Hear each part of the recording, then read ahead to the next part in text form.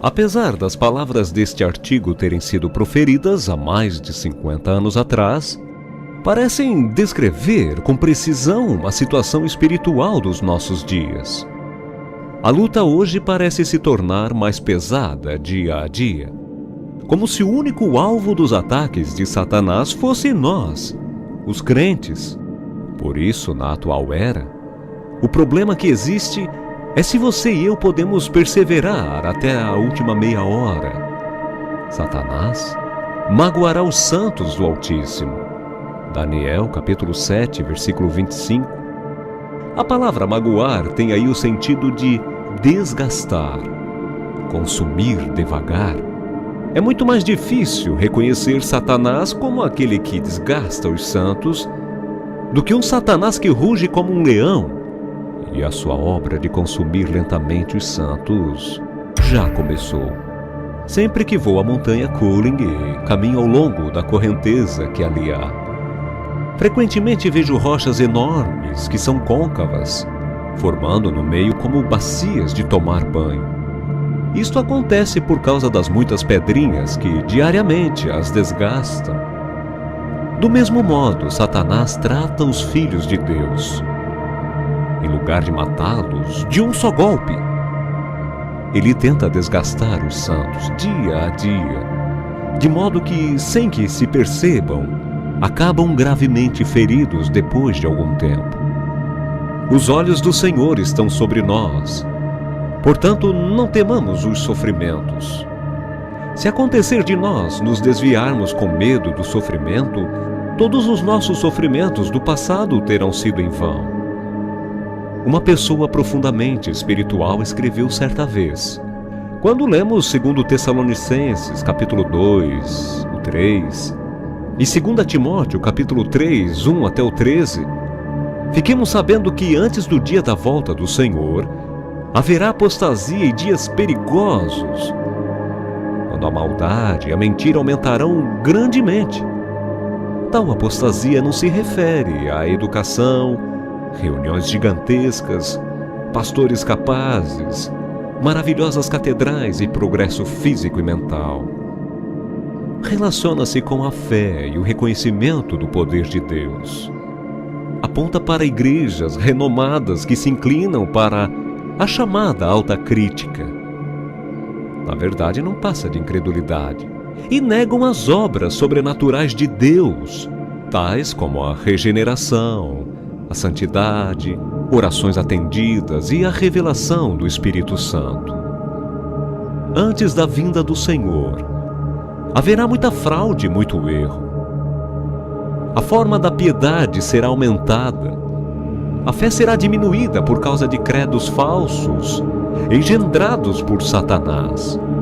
E também o amor pelo mundo e a negação da palavra de Deus. Um irmão disse bem: tais obras satânicas produzirão um efeito intangível que nos envolverão como o ar.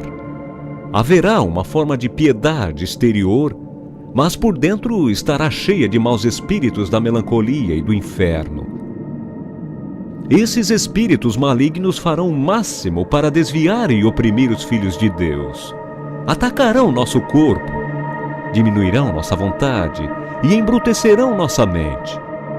Toda espécie de sensações e provações estranhas nos sobrevirão, fazendo-nos perder o desejo de buscar a Deus e a força de fazê-lo, cansando nosso espírito, embotando nossa mente e tornando-a entorpecida, e ao mesmo tempo, fazendo-nos estranhamente amar os prazeres e costumes do mundo, como também cobiçar as coisas proibidas por Deus. Perderemos a liberdade e o poder de pregar.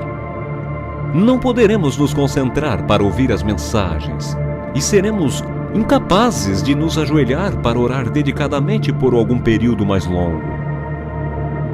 Tais trevas e tal atmosfera deverão ser enfrentadas com resolução.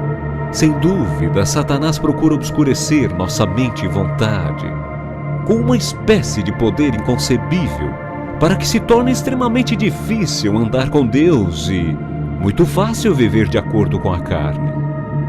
Acharemos que é difícil servir a Deus fielmente, e orar com perseverança, como se tudo dentro de nós se levantasse para impedir-nos de seguir o Senhor Jesus até o fim e fazer-nos concordar com o mundo. A atmosfera à nossa volta nos obrigará a atrair a Deus e a desistir de nossas sinceras orações. Embotará nossa sensibilidade espiritual para que não vejamos as realidades celestiais ou uma gloriosa presença do Senhor. Assim, facilmente negligenciaremos uma comunhão com Deus e descobriremos que é difícil manter comunhão com Ele. Já estamos sentindo o começo destas influências. A concupiscência do mundo tece sua rede extensa de muitas maneiras à volta dos crentes. Torna-se cada vez mais apertada e mais forte com o passar do tempo. Muitas coisas que nas gerações passadas eram inimagináveis, agora estão sendo praticadas sem restrição. Muitos lugares de adoração não só resistem à entrada de coisas espirituais, bloqueando reavivamentos, mas também introduzem toda espécie de coisas duvidosas e festejos.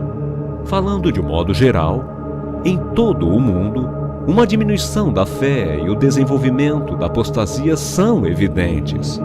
Naturalmente, reconhecemos que ainda há muitos lugares abençoados por Deus, mas examinando uma situação da igreja no mundo inteiro como um todo, não deixa de apresentar um quadro digno de dó. Tendo visto estas coisas, não podemos deixar de gritar à Igreja de Deus que se levante, que desperte, que retorne à comunhão com Deus e agrade ao Senhor no tempo que ainda resta. Estejamos preparados para comparecer diante do tribunal de Cristo e apresentar o nosso caso. Esta advertência, em forma de artigo, foi escrita pelo irmão Watchman Nee. Eis que as trevas cobrem a terra.